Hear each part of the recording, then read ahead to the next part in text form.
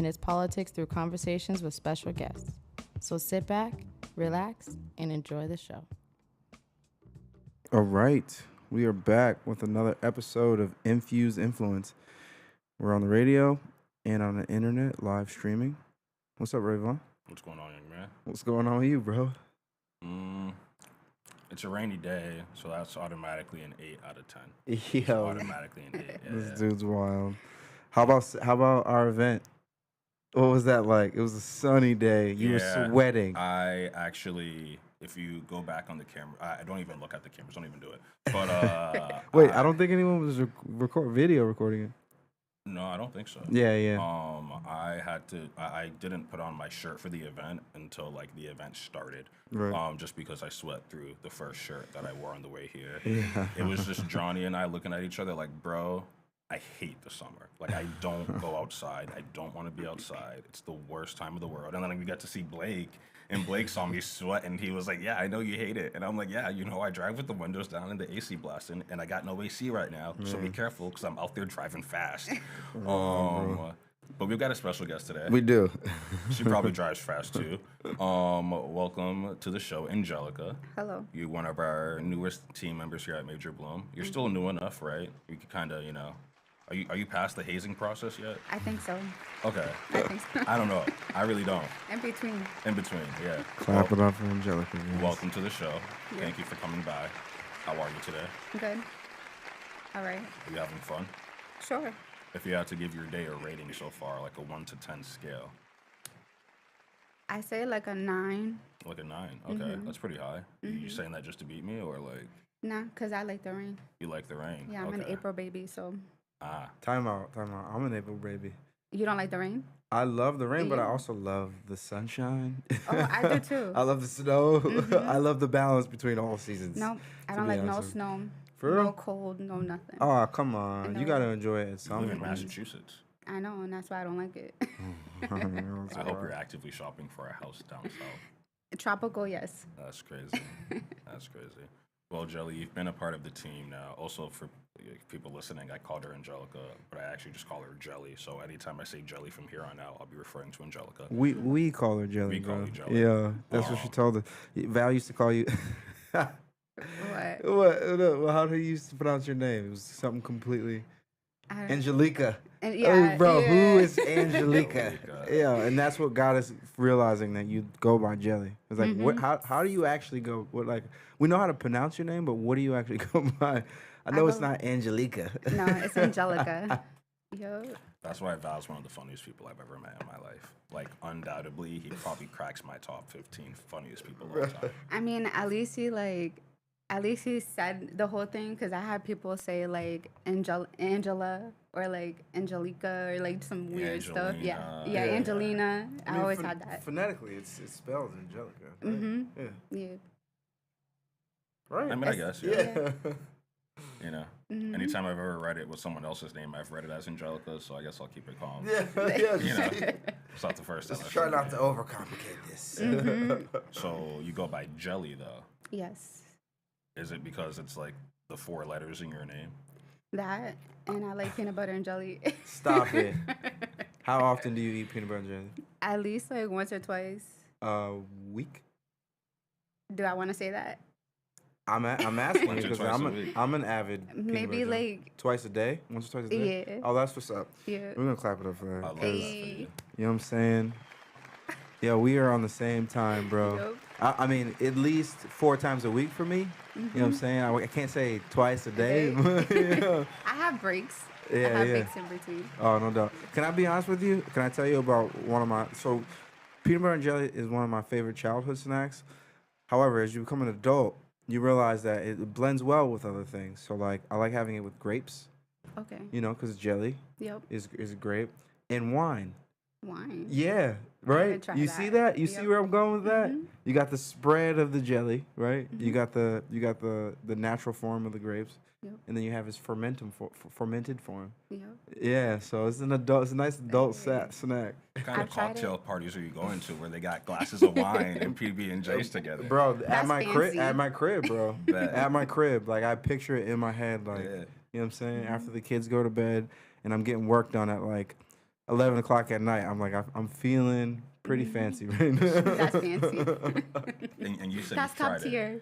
Yeah. And you've tried it before. Now She's with going wine. to. She's going to. And the grapes set it off. It's such a nice assortment of flavors and like, you know what I mean? Okay. Like taste and, you know, textures.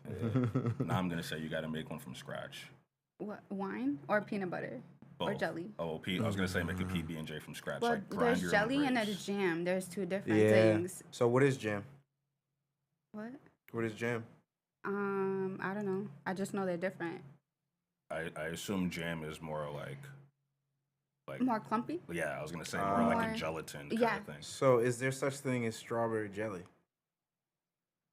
No. Or is that jam? A jam. It's jam, right? Yeah. Yeah. I had this argument with someone. Yeah. Jam versus jelly. Yeah, you I'll don't- like ChatGPT. That's so funny. That's great. Well, welcome, Jelly. You know, Thanks. it's pretty dope to have Jelly here. How long have you been here now? I think like 4 or 5 months. For real? Yo, it feels like you've been here for years. I have that feeling. Maybe it's because you're productive. That's you know what I'm saying. Some people feel like they've been here for months and it's been like 2 years. No, that's what's up. Are you enjoying your time here so far? I am. That's what's up. You come here with a sense of experience from other places, and so I'm just going to start working backwards, kind of on your history. But before I even go that way, I'll just start at the beginning. Okay. Like, tell us about yourself. Like, where do you come from? Were you born? Like, you Worcester bred, born and Yes. raised? Oh, you are. Yes. Okay, cool. You go to school out here? I did, yeah. Okay. I don't go to school now. You know, you know, that's you can go to school at any time, but You can. do you plan? What's the word? Did you smoke for the first time here in Worcester? Yes. What was that like? It was pretty funny. So it was a group of us. It was probably elementary school. And there was a group of us, and we was at a. Elementary school. I want to let you know that might be the earliest someone on the show has ever Oh, so damn. far. Except for Bobby Smurder. You know Like, that yeah, song this he's is talking the- about selling crack in the Yeah, finish? exactly. I'm like, he's hey, probably there with her. Yeah. Maybe they had class together. Okay. Yeah. He so, might be part of the story. Wait, but time No, out though. he's not. Time out though. In Worcester, elementary school stops at 6th grade. So maybe you were in 6th grade? Yeah. Okay, all right. Yeah. So that's a little bit, all right, I can get it. You know what I Yeah. mean? As opposed to like 5th grade. Yeah, You're yeah. like. So yeah, like you were probably at least 13. You got a teen at your age. Right. If I was you're- a teen. Yeah, I was a teen. Yeah, if your Yeah. age didn't end in teen, you'd be like, whoa, all right. Yeah. You know, if you Yeah. said 10, 11, That's crazy. 12's borderline. Oh, yeah. Nah, 13 is so- acceptable. Yeah. So I 6th was grade. a teen. Wait, Okay. what elementary school did you go to? I went to May Street School. Okay, all right.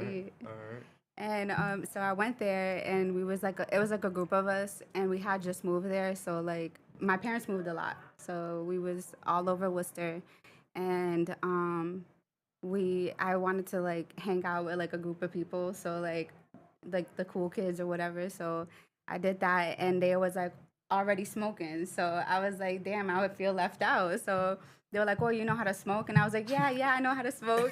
Didn't know how to smoke at all. Never even tried it. Yeah. So they passed me the L, and once I hit it, I died. I died. I couldn't stop You start coughing. coughing everywhere. Yo, I look like a straight amateur. Yeah, that's hilarious. Do you have any older siblings or cousins? I do. I have 2 older brothers. So did they smoke weed? Yeah.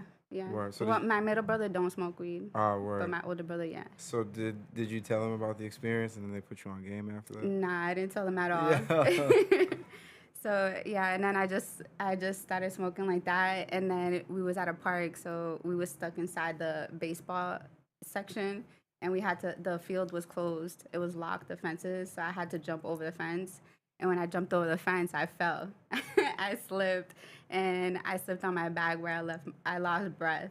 So it was crazy, and I was like, you know what, I'm never touching weed again, ever. Yeah, that's crazy. And then like fast forwarded to like I went to high school, and I tried it here and there before I went to class, or in between my block periods, I went to smoke just to have a break from these teachers and shit like that. So after that, I started getting comfortable on smoking. I was like a pro, at least at North High. And then from North High, I was there for 2 years, and then I dropped out. So For real? yeah, Why you drop out, bro? I just had issues. Like I since like I was like the only girl. I'm the only girl in my family for the most part. So like I'm more like I hang around with like dudes and like boys and stuff like that just because like I have my brothers and I was really close to my dad. Me and my dad were like straight, we was inseparable. So like it's that I was always more attracted to like hanging around with guys and stuff like that rather than girls. I just was more like a tomboy. So I just had a lot of problems with females because I was always hanging around with like the jocks and stuff like that, and a lot of girls didn't like that. So it was just issues. Yo, that's crazy. And then story. like it was just like fight after fight. So my mom just got tired of it, and I got tired of it. So she was like, and my brother had suggested to go to Job Corps, cause he went to Job Corps. So so I was like, yeah. My mom dropped me out in sophomore junior year, and then from there I stood home for like a few months. But it was kind of boring because like I didn't have nobody to talk to. Like all my friends were in school, so I just slept most of the day. And then like woke up and just watch TV or go on my computer or something like that. And then my mom's like, "Yeah, we're not doing this. Like, you're not gonna do this and hang out all day long and not do shit." So I was like, "All right." So that's when my brother suggested the Job Corps thing, and she signed me up for Job Corps. The one in Grafton? Yeah, Oh, that's what's up. yeah. How So was that I called it my boot camp. Yeah, yeah. Because they were just like really hardcore, but they taught me a lot. Like they taught me how to basically grow up, do my own things, clean my own stuff, do my bed, because my mom did all that. So like I had that luxury where my mom cleaned my room when I was at school, or like or she'll do my room, clean my laundry, do my dishes, things like that. But when I got to Job Corps, I had to like learn all that and do it myself. Yeah. So I did that for 8 months, and then I got my GED, I had my permit, and I got my trade in office business and administration. Yo, that's what's up. I was gonna ask you what your trade was. That's what's up. Yep. I didn't know that. You know, I'm biased towards business administration and formal education around it. Yeah. 'Cause I studied it for 10 years. So. Oh, that's cool. Yeah. That's cool. Anyone that's on the fence about what major or what they want to study in school, I'm always like, what do you think about business? Yeah. So I did that for 8 months, and then like the program was finishing up, so they were cutting the program altogether in Job Corps. They wasn't doing The business one? Yeah, just because a lot of people wasn't interested in it. Yeah. So they wanted to change it to EMT. Wow, what? That's Yeah. a drastic difference. Yeah. You know what? I have a question about that, but we should probably just take a quick break and be right back. My mom. Your mom, the pastor, or excuse me, the Yes. preacher, got you into the legal cannabis industry. Somewhat, yeah. Okay, just At, making at sure I'm least following. 50%. All right, 50%.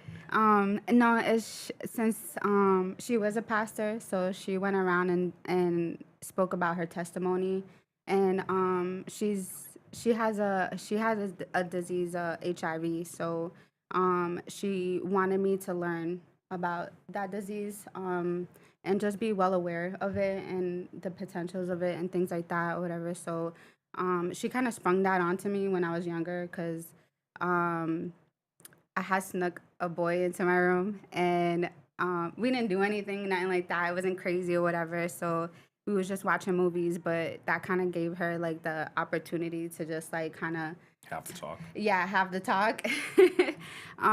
So from there, like and she ended up telling me that that's what she had gotten from just like being, just not being responsible and things like that, whatever. So like, as the years go by, they kind of told her that she wasn't gonna live that long. I'm sorry to hear that. Yeah, so here we go, 20-something years later, she's still here, alive and kicking, Yeah. and talking smack to me. That's what's up. Shout out to mom, dude. Yeah, so a lot of that was just like, just helping her, like, because I knew she had a lot of body issues, like body pains, not issues.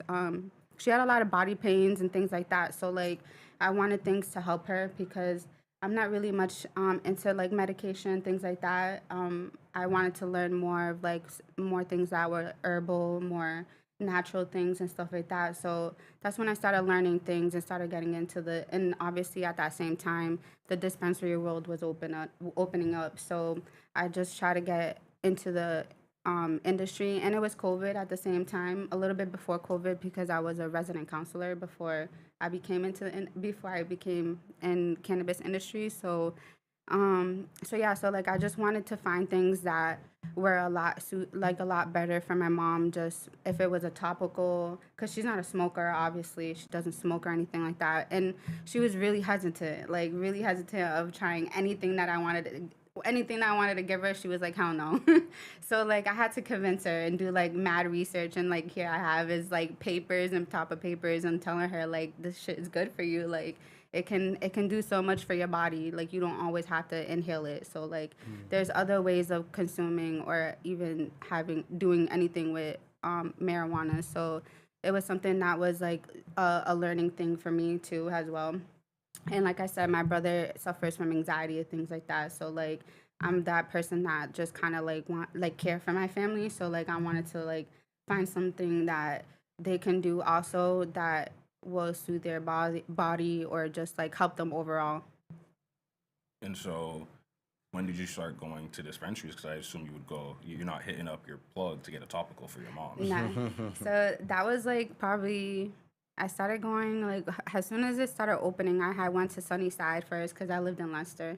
I started going. I started not going to my drug dealer just because like I always had issues with my drug dealer. Oh, of Like course. always the time. I'll be there in 5 minutes. Yeah, and Nigga then you're shows waiting up. 3 hours and they still Yeah. not showing up or like things like that or whatever. So like, and I had pretty cool drug dealers. Like they were pretty cool. Like Drug dealers. Yeah. Time out. Your weed plug. my weed plug. Yeah, come okay, on, man. sorry, Easy, sorry. bro. Some people plug weed and sell Yeah, drugs. You but feel me? yeah, Yeah. we not talking about that. It's just Okay. the guy that sells me weed. Okay. So yeah, so I had a few of them. Like it wasn't always just one or two or whatever. So like, and then I always tried to do it myself. Like I always tried to. But then you I ended was up like just the smoking person. it. Yeah, and then like there was one time where I was like selling people shit that wasn't like a whole 3.5. It was like Yeah. under 3.5, but I was selling it for $40. So it was That's just like, wild. yeah. So I was kind of like stealing from them at the same time. I was just a big ass thief. Everything is coming out with jelly, bro. But You yeah. was skimping them. If they had a problem, what you gonna do? You gonna fight? Yo, I'm gonna go get my brother. Debo over here on the block, bro. Yeah, crazy. So you mentioned resident counselor. What was that? Where is that? What is that? Resident counselor is just basically so like there's different age groups. I had the age group that I had was like more like teens to early adulthood. But they just basically suffer from like mental health issues. Like I had one kid that was like that wanted to kill his family. So it's just like yeah. So they kind of like they kind of what do you say? Secluded? Yeah, they kind of did that or whatever. He did a little bit of time, but he was a juvenile, so like he didn't actually do he didn't go to jail or anything like that. So they just stuck him into a program. So that's basically what they do. Like any kids like that suffer from mental illness, so with things like that, they kind of just like evaluate them and then they put them into these programs that are houses in different areas. There's one in Worcester actually. There's one in Northborough, which is the one that I was at. So it was really hard. It was a really hard job. It's heavy to deal with, especially you're Yeah. young. You know, Yeah. you don't have a lot of work experience yourself. Exactly. Whatever so, happened with that kid, though, bro? Huh? Whatever happened with that kid? What kid? The kid that wanted to kill his Oh, family. he stood there. He stood there like he was good. He didn't like Crazy. he didn't bug out or anything like that. But once they're in that program and they start maturing and they start like Right. going through all like the steps that they need to go through and just be on top of their medication, they kind of like pass on to like another. They go into another program, which is kind of like segue out of the resident program. They kind of like are basically thrown out into the world, which is kind of harsh too to think of it because these kids kind of suffer from mental health. So you're just throwing them out into the world where it's pretty harsh out there. So so it's kind of like you're on your own. But yeah, I enjoyed the job. It paid really well, but you definitely had to check yourself at the door when you're coming in and coming out. So it definitely weighed a lot on mental health for sure. So that's when I took a break off of it because I was working through COVID at that. So they wanted us to be in the house at least 24 hours. So all the resident counselors had to stay every 3 days. So we had to stay in the house for 3 days and then we'll switch off. So, and that's something that you could have chose if you wanted to, but I knew the money was good, so I did it. Which was really hard too because I have 2 kids, so it was hard not being around them 3 days at a time. So it was really a hard time. And then after that, I was just like, I kind of don't want to do this. Like, I don't want to be away from my kids, and I don't want to deal with people that have mental health. It wasn't a job for me. So I wasn't helping anybody or like things like that. So I realized that really quick. So then I had applied to Mission, and I didn't get nothing back for a while. I probably waited like 4 or 5 months until they wrote to me and asked me if I wanted to come for an interview. So I was like, heck yeah, like I jumped on the opportunity real quick. So I did the interview. I did like maybe 5 interviews with Mission. So it was kind of crazy. And every person that I asked, they didn't go through those steps. So I was like, damn, why do I have to go through all these interviews? But it was just because like the first time I had a phone call, and then the second time like I met the people. And I had applied for a bud tender job, and when I went for my interview, they realized that I was more better off somewhere else, so they wanted me to interview with inventory. So Where did that decision come from, especially given the fact that maybe it was your training in business, but did you have any other jobs that related to inventory? kind of, I was in Party City for a long time, and believe it or not, Party City is more than just balloons. Balloons and party decor, like there's a lot of inventory that goes into it, and so that's one of the things that they found from my background. And I worked at Eblin's, so that's another like inventory thing because I did a lot of shoe shifts. So I was always organizing shoes by size, by color, by numbers, and things like that. And that's where the metric and the numbers come in, because when I was in Eblin's, that's what we had to focus on, was like the numbers on the boxes. Which ambulance on Main Street? Yeah, next to the courthouse. That's what's up. Yeah, well, I helped out in a couple times in Park Ave, but that was my Okay. hometown. Oh yeah. No, that makes sense. Yeah, so I started there, and then but yeah, so I went to the interview at Mission, and I did it a few times, and that's when I just became into enjoying inventory. So that's where like I started growing and just knowing everything, and that's just like the source right there, because you're literally touching everything. So that, and like doing delivery and stuff like that. So it got me into enjoying doing inventory and being in inventory. That's what's You up. didn't like doing inventory at Eblin's, being like, yo, these new shoes coming out tomorrow, a pair's for me. I mean, yeah, like that's how I became the sneakerhead. Is every single time we got a pair of shoes, I copped them. That's so crazy. So That was my dream job as a kid, was to like own a sneaker shop. And I could have every release. Who waiting in line, camping out for sneakers? that's Who? crazy. That ain't me. I Time- work here. Times have Nowadays, changed, man. yeah, nowadays things be going down for releases for Yeah. shoes, so it's Well, crazy. You just gotta open the Nike sneakers app. I missed out on the Asian Wilsons this morning. I was so upset. But it's okay. It happens. You hit, you miss. It is what it is. Mm-hmm. And so when you started at Mission, well, actually, before we get there, we're gonna take Okay. a quick break, and then Okay. we'll get right back to that. All right. Hit hold. All right, you ready? All right, this is Infused Influence. Thanks for sticking with us through the break. I'm your co-host, Rayvon. I've got my co-host, Ulysses, with me. Yep. And our special guest, Jelly. If you missed the first half of our Jelly's here. episode, we were chatting a little bit more about her background and kind of, some of the jobs she's worked. And now we've kind of just gotten to the point where she's getting fully into the industry. You start at Mission and doing inventory from the jump. Yep. How did you kind of grow from there? So from there, I just went up the steps. They had like a level 2. So I went for the level 2, and they kind of passed me up for that position, even though it was like the lowest position that they had. They kind of passed me up and chose somebody else that was there a lot longer.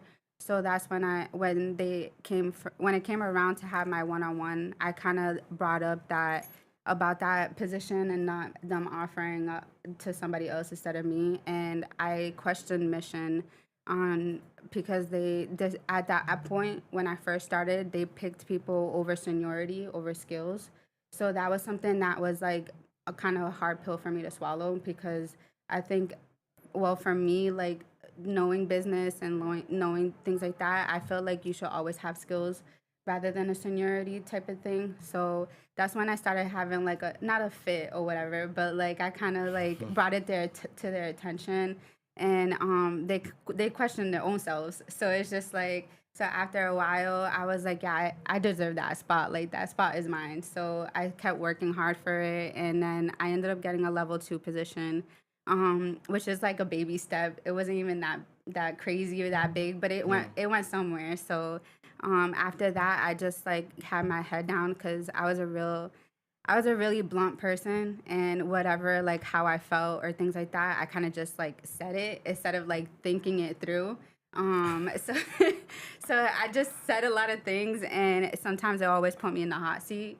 And so once I was ready to go for the supervisor position, they told me that like I was just like You really got no filter. yeah, I had no filter. Like, and at one point, like it kind of upset me because they told me that I was like a hot, like a hot tamale type thing. Because just like, and I didn't know if I should take it the wrong way because of my race, or should I Yeah. take it because like Probably. or, Because yeah, now you're around a bunch of diverse people, and you're far from a a Molly. Actually, yeah. that's I don't think that's the No. right terminology. Yo, That that's that's what they actually- called me though, like a hot so, pepper. that's so racially charged. Yeah. That is- Yeah, so I mean, like, trust me, we've had a lot of firecrackers here. Yeah, and but you are see, by you far. use a term that's not racially, that's racially ambiguous. A firecracker, a hothead. Yeah, yeah. These don't. Oh, hot but tamale. hot tamale A hot was tamale? crazy. Yeah, that is crazy. A hot pepper, and Yeah. a pepper's actually not racist, but like. I mean, it has some race connotation to it. Yeah. You think Spanish, bro? No, right? so I'm gonna be so real. Yeah. Without sounding ignorant, I made this. I said it in the grocery store yesterday. I was like, "Yo, like a jalapeno is like the most Spanish pepper I can think of," you know? Crazy. With like the utmost respect to the jalapeno and the Spanish. And for but, like, and for the record, you are a Latino woman, Yes. right? Yeah. That's your family's origin. Yeah, we're If you Puerto don't Rican. mind, Puerto Rican. Yeah. 100% through and through. Yes. That's what's up. So your parents were born there, raised there, or My dad was born there, but he was raised in New York. Oh, no doubt. And my mom was born and raised in New York. Oh, that's what's up. New Yorker Rican is what they call it. Yeah, that's me. That's fun. Sadly, I wasn't raised in New York though. That's okay. There's a lot of bright lights and fast buses. I like that though. I like the noise and the lights and stuff like dude, that. it's too much, bro. Yeah. It's nice to Well, experience. when I was younger, I did enjoy that, but now me being older, I don't. Bro. I don't like that. That's why their population is declining. Yeah.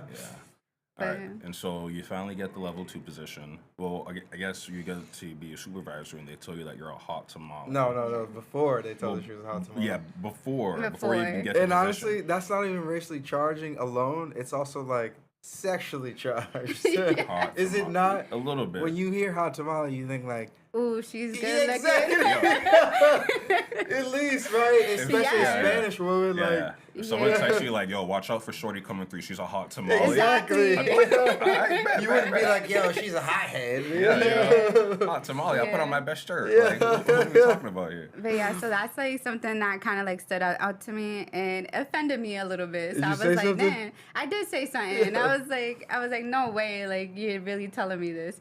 So like they kind of refrained it and took it back in a way. So Was I this was. your manager at the time or HR? Yes, she was my manager. She was your- oh, so it was a she female, too, She so- was the inventory manager. It was like two of them. So it was Yeah, like our yeah. GM and then the inventory manager. Yo, Because that's we had to apply and interview every step that we went up. Right. So like nobody just got the job because you Right. was there or you did the work and stuff like that. You actually had to apply, put in your resume, and go for the interview and things like that. So it's just like, so before I went for the interview, she sat me down and she told me that. So I was like, and then when I walked out, I was like, damn, should I be offended Yo, or that's should like hilarious. should I take that as criticism, like good criticism and things like that? Because that's also something that I learned growing up and working in retail and in business is that I didn't take well to criticism. Yeah. I did not like it. It would always brush me the wrong way. So just because I always thought I did a good job, I'm like, okay, so why are you telling me something different? Yeah. But I worked at Party City and I had this manager, which he always called me her. And I didn't like that either. So I'm like, yo, I have a name. Like, call me by my name. I'm not her or whatever. So that's when, like, it kind of, like, was a turning point. Yeah, so I kind of, like, put that respect level for him. And once it was there, like, he taught me so much. Like he was a good GM. He taught me a lot, like how to take the criticism, bad or good, and he developed me like for sure all the way through. And he was really hard on me. Like if I told him that I couldn't do something, he'd be like, "Oh, you got this," and then walk away. And it wouldn't even help me or nothing. And this guy is like a 6-foot guy, and I'm over here 5'3", like holding grids, like holding these fucking metal wires and shit. So I was just like, "Bro, you're not gonna help me." Yeah. And he's like, "Nah, you got this." And I would have to go like up flights of stairs over and over again. So I was just like, "All right, I don't need that guy." Yeah, So I was like, "Forget him." I was like, "I can do it by myself." So from there, I was just like, I just didn't take well to criticism. And then after that, I was like, all right, so I'll just like, I kind of start taking it and then just turn it into better. If it was like something that I didn't like or whatever, I would take a second or I'll take a day or two or whatever and be like, okay, maybe he said or she said those things for a reason. But when she called me a hot tamale, I was like, nah, bro. Yeah. I was like, that's not flying with me. So I was like, you know what? I was like, all right. So I ended up going and putting in my my resume for the supervisor spot, even though Here? like no, Oh. or admission. Admission. Even though she said what she said, I still went for the supervisor position, and I didn't let her take away me wanting to move up in the business. So even though she was very bitter, but yeah, so I just went for the interview, and then I showed them that I could be a supervisor, and she kept denying me over and over again. Like, I don't know what her issue was. I don't know if she thought that I would become better than her or something like that, or just make that vault area, that inventory room, a lot better than she could, because she was really disorganized. And I'm really opposite of her with OCD and organized, so it's just like I was completely opposite from her. But yeah, so I went in through a couple interviews and things like that. I ended up getting the supervisor position, and then from there, they kind of like pushed our inventory manager to go to Georgetown. So they gave me I interviewed the spot for inventory manager, and that's how I got inventory manager. Way to stay persistent Yeah. through the trials and tribulations. She's trying to get at you, calling you a hot tamale. Yeah. Man. Is she still a mission? No, well, yeah, she's at Georgetown. Is she at Georgetown? Yeah, she's the assistant manager there. Oh, no doubt. Yeah. And that's the dispensary, right? Oh, I got Yeah, you. mission dispensary. Yeah. Well, that's cool. Yeah. So then why did you leave? At Mission, just because they brought in, so they had asked me to be the GM for Mission. Wow. And I think that's why I messed up. And my opportunity at Mission is that I told my old GM was like, he was a rock, he was everything for me. Like, he was a dope ass man. So like, I did everything for him. Like, we always made a joke that I babied him too much just because I did a lot of things for my GM. He was like very time management. Like, he wanted everything to be done at a certain point. Like, if it was like a minute or two late, he would question you like why it took you this long and things like that. So like that, he helped me with time management because I didn't have that either. So with me being supervisor and coming into an inventory manager, I had to learn my time management very well because they just threw a lot at me at the same time. So yeah, he just, from when I decided to leave is because I told him that I didn't want the GM position. And that's where I messed up is I told him that I didn't want it, which obviously made them like, okay, like Angelica doesn't want it, like she's not going for it, so it's just like whatever. And I did what they asked. I did the resume, I did the interview and things like that, and I didn't give it my all in my interview. But they offered it to you. They did, but Why did you say no? because I was so stuck in inventory, and that room was literally like one of my babies. Right.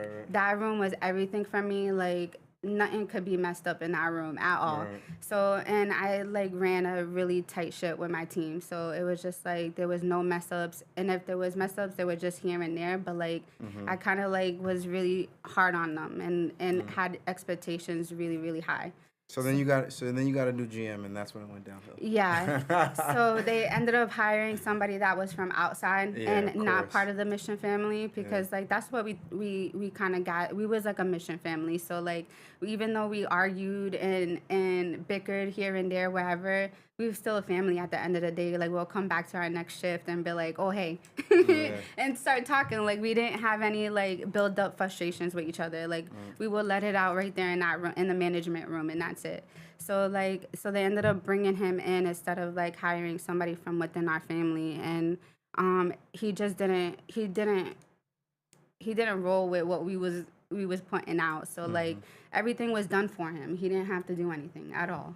So all of us knew our parts. The AGM, the retail manager, me as inventory manager, we knew what we was doing. We didn't need basically the GM to tell us what to do. Like we did that for him, and we made him look good. So and he just wanted to, since he was new, he wanted to prove himself. So like he started digging his toes into things that he didn't have to, and messing inventory up, and messing the money flow up, and just messing a lot of things up. So like it just like, and at that point he found out that I wanted to be the person that bought the product. Purchasing? Yeah, basically what Rayvon does. So Hey he, now. no, sorry, I don't want your spot. You might not have a choice in the future. But yeah, so I wanted to become that, and I was training to become the purchasing manager, or just helping them out with that, because I was creating all the products for all three stores.